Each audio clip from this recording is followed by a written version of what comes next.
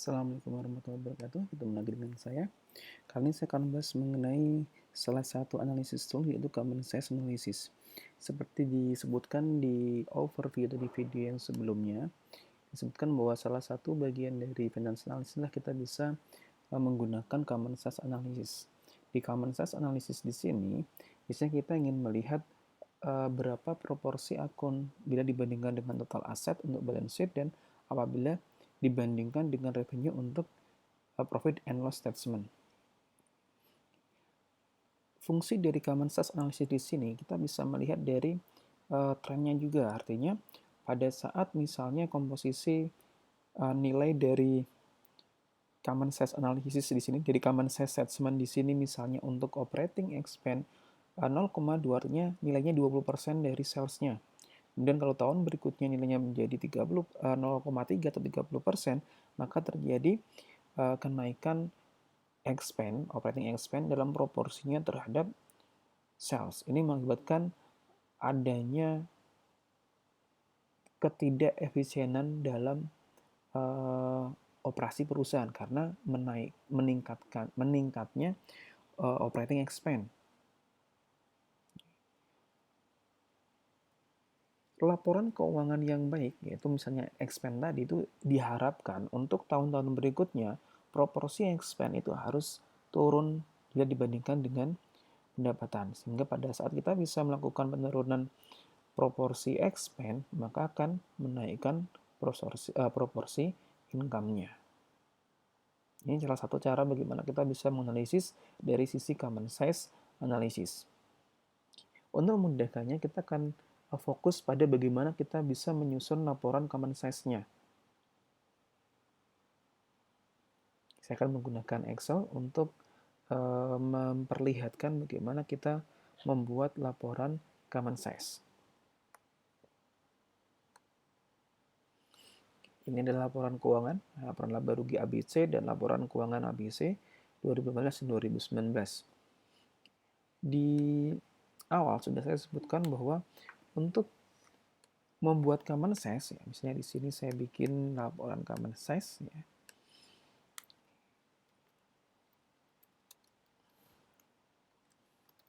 Common size statement di sini.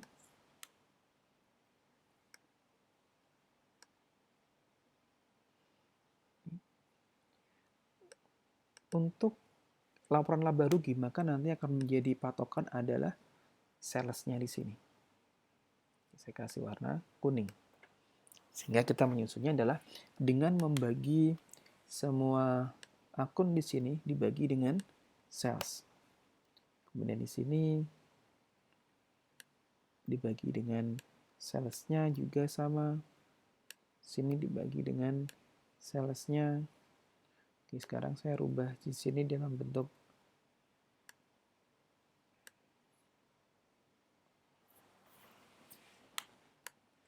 desimal, ya, dalam bentuk angka desimal.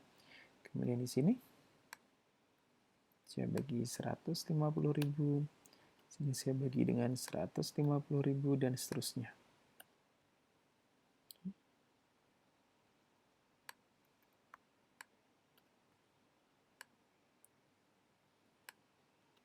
Kemudian saya bagi dengan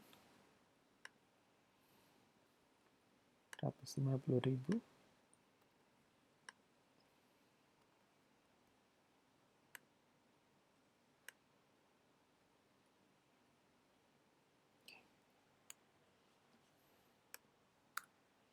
Kita lihat bahwa net income-nya, kalau kita membaca dari common size statement yang sudah kita bikin di sini, saya kasih warna biru di sini. Kita membacanya adalah bahwa sales di sini satu bukan 100% karena sales dibagi sales 100%. Kemudian kalau COGS 0,5 di sini adalah bahwa COGS, ya, itu besarnya 50% dari sales. Dan net income yang dihasilkan adalah 21% dari sales. Inilah bagaimana kita bisa membaca laporan common size. Kemudian berapa operating expense-nya? Untuk operating expense itu sebesar 13% dari sales-nya. Kalau kita ingin melihat trennya, maka kita harus membuat common sense statement tahun 2018 untuk melihat bagaimana trennya. Oke, namun saya di sini hanya akan membahas bagaimana menyusun common sense statement saja. Kemudian sekarang, berikutnya adalah bagaimana kita menyusun laporan common sense untuk balance sheet. Common sense misalnya 2018, di sini common sense 2019.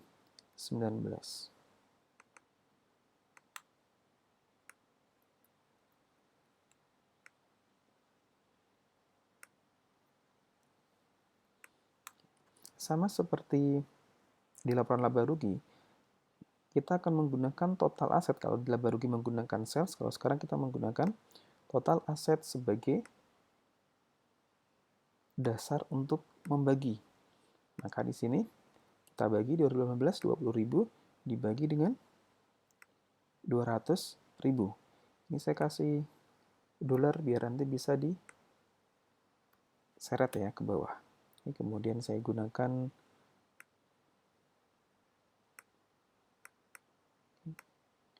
desimal, 2 desimal di belakang koma. Kemudian tinggal saya gunakan. Oke, jadi ini sudah ketemu bagaimana cara membuat common sense-nya. Itu dengan membagi semua akun di sini dengan nilai total aset. Sehingga kalau kita lihat di sini adalah bahwa non current asset itu adalah 44% proporsinya. 44%. Kemudian total current assetnya itu 57%. Ini lebih besar current assetnya daripada total asetnya. Dan liabilitasnya, kalau kita lihat liabilitas dan ekuitas di sini, kita bisa melihat bahwa struktur modalnya dari struktur keuangannya, financial structure-nya, itu 51% dari liabilitas dan 49% dari ekuitas. Bagaimana dengan tahun 2019? Kita juga sama. Kita bisa membagi dengan total aset di sini. Saya kasih bintang.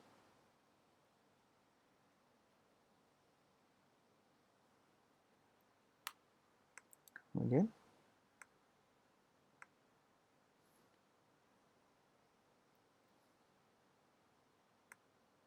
saya copy.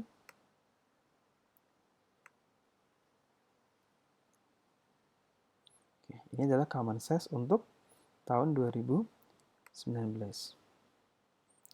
Kalau kita melihat 2 tahun seperti ini, kita bisa menggunakan comparative analysis bahwa dari total aset yang ada, terjadi kenaikan nilai cash yang dulunya 10% sekarang menjadi 13%. Ini kita bisa mengasumsikan bahwa terjadi excess cash yang berlebihan, misalnya ya. Kenapa? Karena ada kenaikan cash. Kemudian kalau kita lihat juga dari nilai dari nilai inventory-nya, ini termasuk bagus. Misalnya ada penurunan inventory. Kenapa bisa dibilang bagus? Kita bisa lihat dari dengan semakin sedikitnya inventory, maka handling cost-nya akan semakin kecil.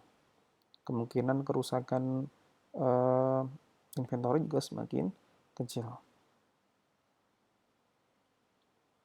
Dan seterusnya kalau kita lihat di sini, proporsi total current asetnya turun dari 57 menjadi 54. Dan kalau kita lihat dari sisi struktur modalnya juga ternyata bahwa liabilitasnya juga mengalami penurunan dan sekarang mayoritas malah dipegang oleh ekuitas 51%. Inilah bagaimana kita menyusun laporan common size. Ya, dengan kita menggunakan comparative information, nanti kita akan bisa menilai perusahaan. Ya, setiap kita menganalisis menggunakan berbagai macam tools tadi, kita juga harus bisa menentukan simpulan. Ya, simpulan misalnya, kalau kita lihat dari sisi di sini, misalnya saya di sisi current assetnya, bisa dikatakan memang terjadi penurunan current asetnya, dari current asetnya, jadi penurunan yang sebelumnya 57 menjadi 54 bagus atau enggak, kita tidak bisa langsung menilai dari satu sisi, juga kita harus bisa melihat dari likuiditasnya, solvabilitas, dan lain sebagainya. Namun, kalau saya tanpa melihat hal yang lain, ya, saya melihat adanya penurunan dari total current asset, ini akan menyebabkan adanya permasalahan likuiditas. Namun kalau kita lihat dari sisi total current liabilitasnya yang naik ya, kalau kita lihat di sini 11 jadi 15, kalau di sini ya dari 57 jadi 54, berarti di sini terjadi penurunan likuiditasnya. Ini salah satu bagaimana kita bisa membuat simpulan atas laporan common size. Ini saya cukupkan dalam pembahasan mengenai common size. Kita akan bahas masalah-masalah analisis tools yang lain ya, di kesempatan yang berikutnya. Terima kasih. Wassalamualaikum warahmatullahi wabarakatuh.